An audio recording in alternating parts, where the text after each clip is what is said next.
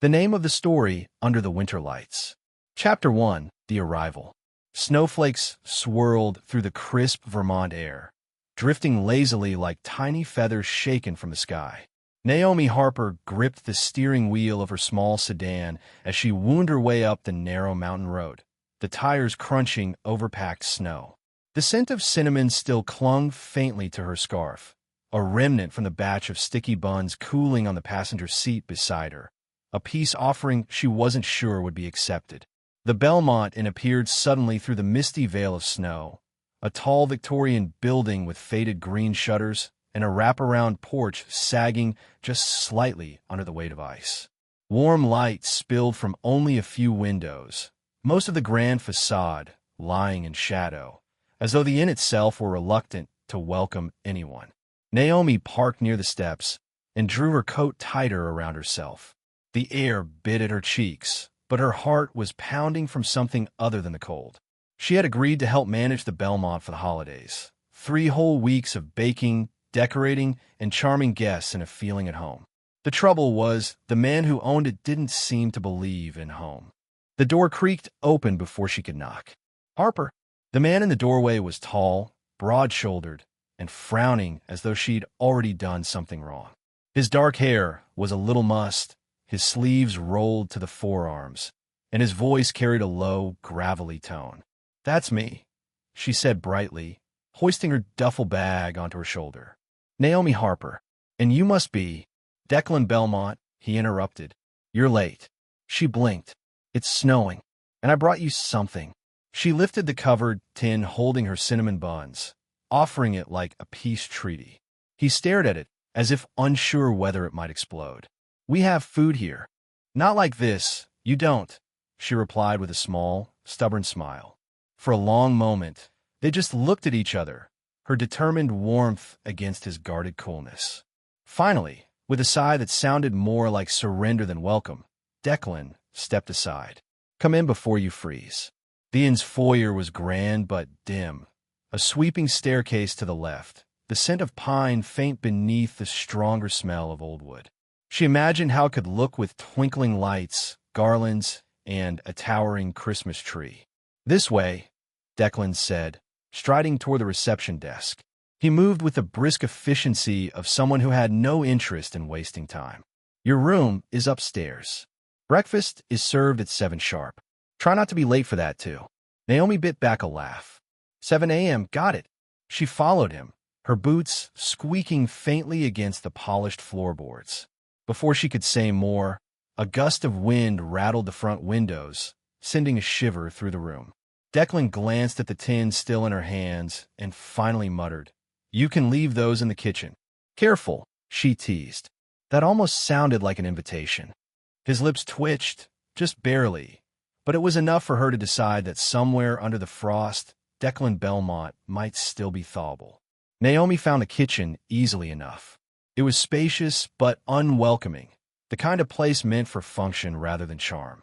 Stainless steel counters gleamed under the overhead lights, and the faint hum of the old refrigerator filled the silence. She set the tin of cinnamon buns on the counter, pulled back the lid, and let the scent spill into the air, warm sugar, rich butter, and the deep spice of cinnamon.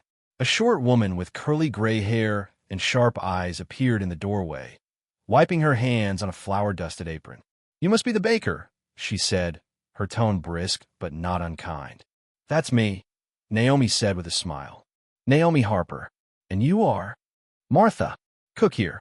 Been at it longer than that one out there's been alive." She jerked her thumb toward the foyer, clearly meaning Declan. "If you can survive his moods, you'll do fine." Naomi laughed.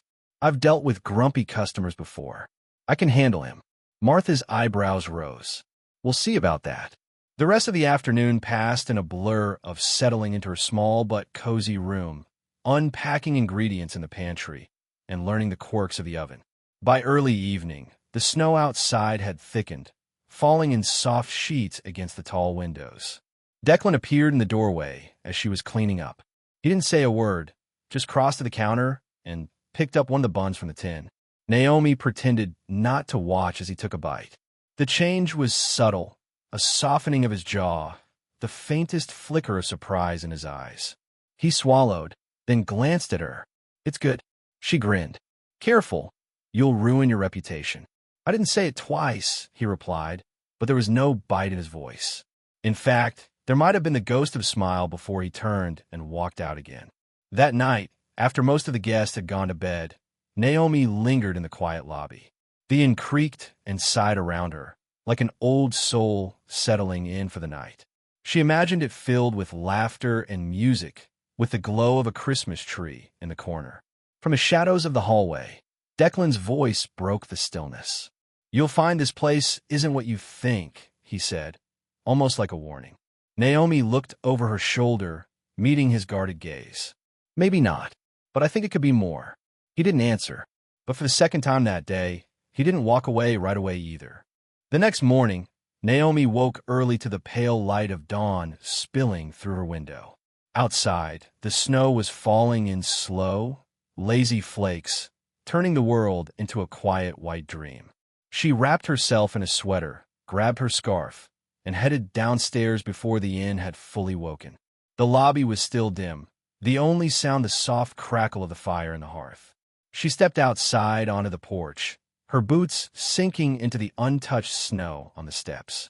The air was sharp and clean, the kind that stole your breath and gave it back colder.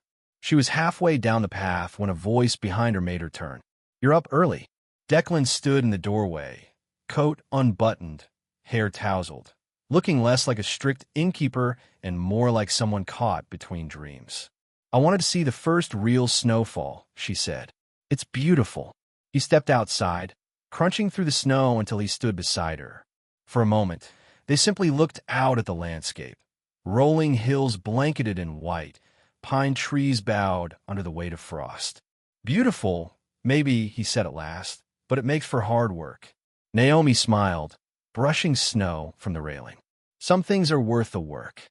For a second, his eyes met hers, and she thought she saw something unguarded there, something warmer than his usual frost. But then he looked away, clearing his throat. "Better get inside before you freeze." She followed him back in, her heart lighter, the scent of snow clinging to her hair. She didn't know it yet, but this quiet morning would be the first small thread in the tapestry they were about to weave together. Chapter 2: Snow and Cinnamon. The storm came 2 days later, sweeping in from the north with a fierce wind that rattled the windows and sent guests scurrying to the fireplace. Naomi had just pulled a tray of cinnamon buns from the oven when she heard Martha muttering about the front walk.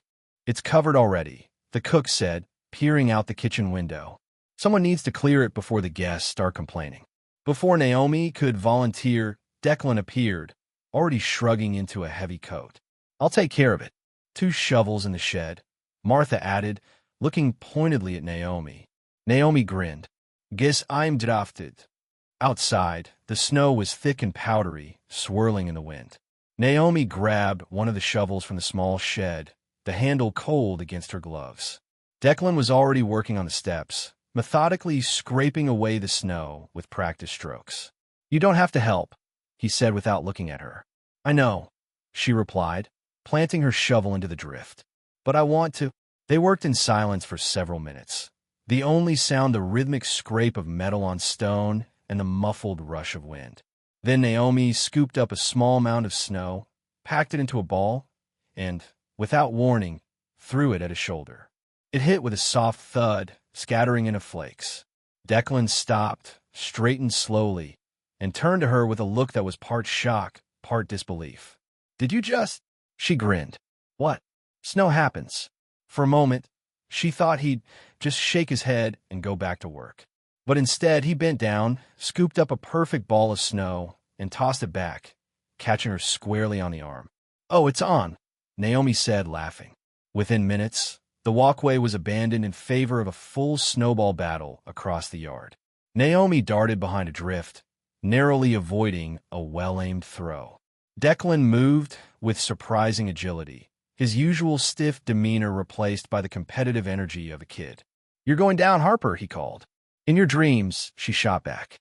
They both lunged for the same pile of snow at the same time, colliding and tumbling into the drift.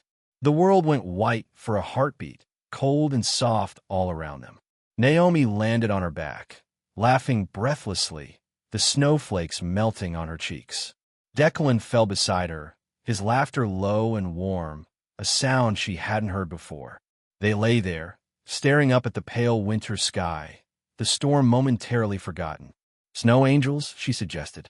He gave her a sidelong look, but, after a moment, spread his arms and legs. "You're ridiculous. You love it," she teased, moving her limbs to carve her own angel into the snow. When they both sat up, their angels lay side by side in the untouched white, a pair forever linked until the next snowfall. By the next afternoon, the storm had passed, leaving the inn wrapped in a glittering blanket of snow. Naomi decided it was the perfect day to decorate for the holidays. The Belmont's lobby was beautiful in its own right. High ceilings, a carved banister, and tall windows, but it felt empty without a tree. She found Declan in his small office, bent over a stack of invoices. "I have a proposal," she began, leaning against the doorway. He didn't look up. "Does it involve spending money?" "It involves spending an afternoon, making the lobby look like something out of a Christmas card," she said. "A tree lights, maybe some garlands. Guests will love it." Declan finally glanced at her. "We haven't done that in years." "Exactly," she replied. "It's time." An hour later, they were carrying a tall spruce through the front doors, a fine dusting of snow trailing behind them. Naomi's cheeks were flushed from the cold, and Declan's coat smelled faintly of pine. Martha muttered something about making a mess, but stayed to watch, her arms folded. They set the tree in the corner of the lobby, near the fireplace. Naomi opened a battered old box of ornaments she'd found in the storage room. Delicate glass baubles, crocheted snowflakes, and small wooden toys carved by hand. "These are beautiful," she breathed, holding up a painted wooden star. Declan's expression softened. "My mother made most of them." The star was the last thing she finished before he trailed off, his jaw tightening. Naomi touched the star gently. They deserved to be seen again. They worked side by side, stringing lights, hanging ornaments, and draping garlands over the mantel. The air filled with the scent of pine and cinnamon as guests lingered to watch. At one point, Naomi stood on a small step stool to reach the higher branches, and Declan steadied it with one hand, his other brushing against her ankle. When the last ornament was hung, Naomi plugged in the lights. The tree glowed, casting a warm golden shimmer over the entire room. Declan stood with his hands in his pockets, looking at it for a long moment. "It's nice." Naomi smiled at him. "Careful, you're starting to sound festive." He huffed a small laugh, but didn't deny it. That evening, most of the guests had retired to their rooms, the lobby quiet except for the faint crackle of the fire. In the kitchen, the air was warmer, scented with butter and sugar.